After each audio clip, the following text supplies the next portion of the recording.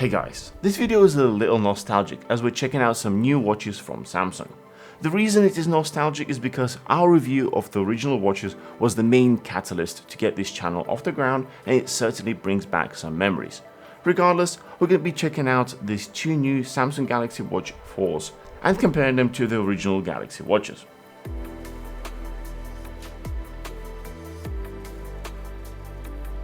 First, let's check out the original lineup. It consists of 3 watches in 2 sizes, 46mm silver and black type, as well as 42mm midnight black and rose gold variants.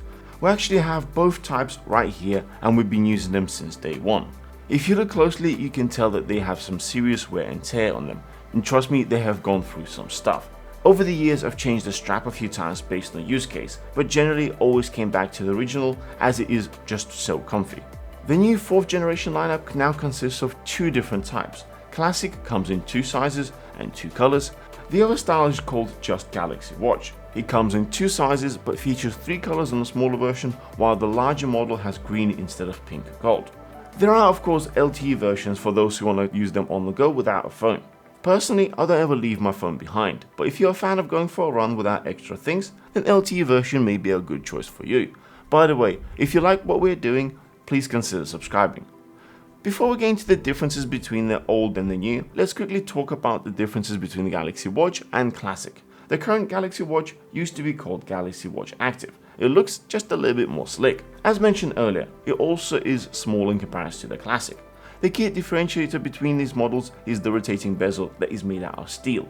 As far as internals go, they are almost identical under the hood. They both feature all the same sensors and both have 2 buttons for control, with one exception, battery size, as that depends on the size of the watch. The larger 44 and 46mm models have 361 mAh capacity, while both 40 and 42mm feature only 247. Now let's cover what you get in the new model and what's different from the original. The first and probably the biggest difference is the change of operating system. Back when the original Galaxy Watch was released, Samsung made a big deal saying that they will be developing and maintaining their own OS called Tizen. While this was working okay, it did have one main issue: the lack of app support, as the ecosystem was not yet developed. It took a while, but over the years it did get better. Now Samsung has partnered up with Google, and the new watch features Wear OS. This opens up Google ecosystem and more mature apps.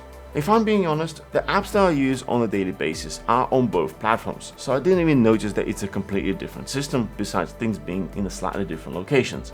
There are 2 more large changes. The actual screen size and resolution has increased from the original version, and on the larger watch the weight went down by 10 grams, which is over 17%. If you look closer at the specs, you can see that Samsung's also reduced battery capacity by 23%, which is likely why it's so much lighter.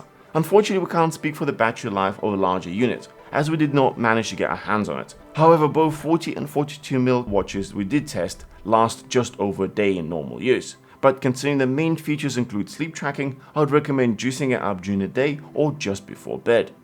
Based on this, it seems that the battery life between the new watches and older watches is about the same, which means older 46mm would probably still have the best battery life, mostly due to the battery size.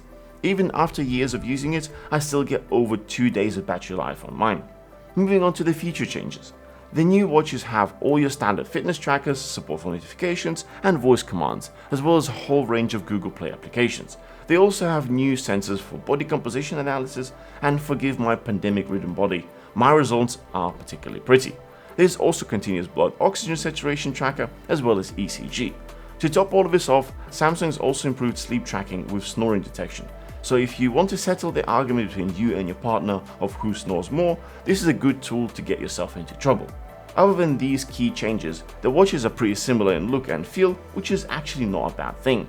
As with most smart watches out there, the biggest issue is still battery life, so charging them during the day is part of the routine.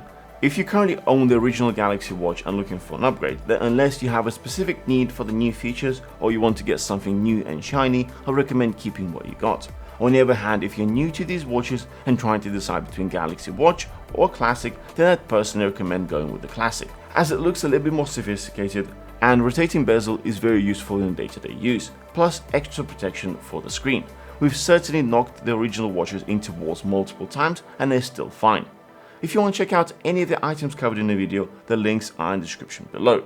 I hope you found this useful. Don't forget to smash that thumbs up and subscribe for more. We'll see you guys in the next one.